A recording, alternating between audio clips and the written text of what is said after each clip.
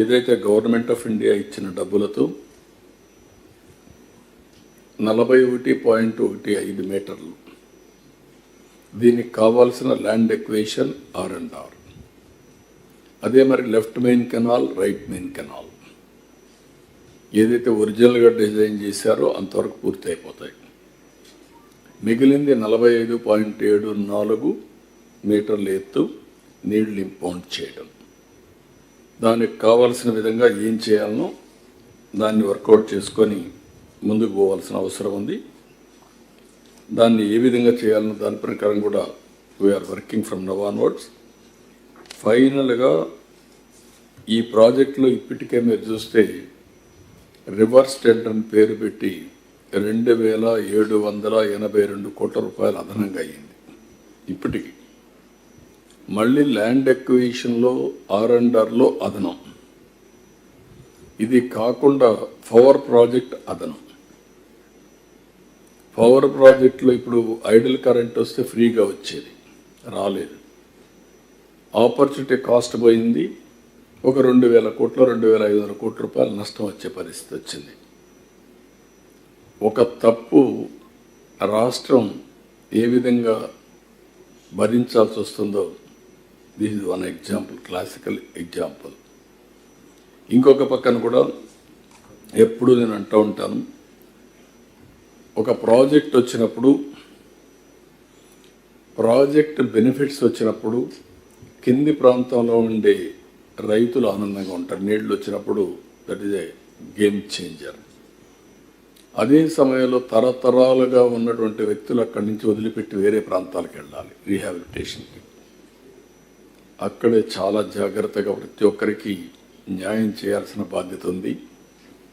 ఒకటి R&R package ఇవ్వడం, ఇంకొక పక్కన రీహాబిలిటేషన్కి కావాల్సినటువంటి ఇండ్లు కానీ ఇన్ఫ్రాస్ట్రక్చర్ కట్టివ్వడం, ల్యాండ్ ఎక్విజిషన్ డబ్బులు ఇవ్వడం, ఒకవేళ ల్యాండ్ టు ల్యాండ్ కూడా కొనిచ్చాం అలాంటివి కూడా చేయడం. ఫైనల్గా వాళ్ళందరిని అనలైజ్ చేసి ఈ ఏరియాలో ఇంకా ఏమన్నా వీళ్ళకి చేయగలుగుతామా, ఏమేం చేయగలుగుతాం, ఎక్కడ సెటిల్ అయ్యారు అవన్నీ నోటిఫై చేసి వాళ్ళకు కూడా జీవనోపాధి లైవ్లీహుడ్ ఏ విధంగా క్రియేట్ చేయాలనో క్రియేట్ చేసి వాళ్ళ జీవితాల్లో కూడా వెలుగు చూడాల్సిన బాధ్యత మన మీద ఉంది. ఒకవేళ గవర్నమెంట్ ఆఫ్ ఇండియా ఏదైనా ఇన్సెంటివ్స్ ఇవ్వగలిగితే అవి కూడా తీసుకొస్తాం. అవసరమైతే కొన్ని ఇండస్ట్రీస్ పెట్టడానికి అలాంటి అవకాశాలు ఉంటే ఎక్స్ప్లోర్ చేస్తాం. MSMEలు పెట్టుకోగలిగితే పెట్టిస్తాం. టోటల్గా దాని మీద కూడా రీహాబిలిటేషనే కాకుండా వాళ్ళని బెటర్గా ఏం చేయగలుగుతాం దానికి కూడా ఒక కమిటీ వేసి ఎవరైనా మంచి NGOలు ఉంటే అలాంటి వాళ్ళు తీసుకొచ్చి లేకుంటే ప్రొఫెషనల్స్ తెచ్చి ఆ వర్క్ కూడా పూర్తి చేస్తాం. ఫైనల్గా ఈరోజు ఓసారి ఎక్కువ ఈ రాష్ట్రంలో ఎవరన్నా బాధపడితే నేనే బాధపడాలి ఈ ప్రాజెక్టులో. That is my sentiment. ఎందుకు ఆ మాట అంటున్నానంటే కొన్ని సమయాల్లో కొంతమందికి అవకాశాలు వస్తాయి. నేను అడుగడుగున ఆ అవకాశాన్ని ఉపయోగించుకొని ఈ రాష్ట్రం యొక్క ఫ్యూచర్ని మార్చాలి, రూపురేఖలు మారాలి అని నేను ఆ రోజు ప్రయత్నం చేశాను. అది ఆల్మోస్ట్ అయ్యే స్టేజ్లో వచ్చిన తర్వాత ఆల్ ఆఫ్ ఎ సడన్ ఒక కన్ఫ్యూజన్, ఒక కయాస్ వచ్చింది.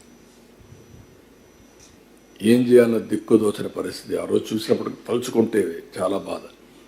ఒక్కోసారి ఒక ఇండస్ట్రీ పెట్టినప్పుడు ఎవరైనా కూలిపోతే ఎట్లా బాధపడతారో ఆ విధంగా నేను చేసిన పని మారిగా అయిపోయిందని బాధపడ్డాను. మళ్ళా భగవంతుడు, మళ్ళా డెస్టినీ.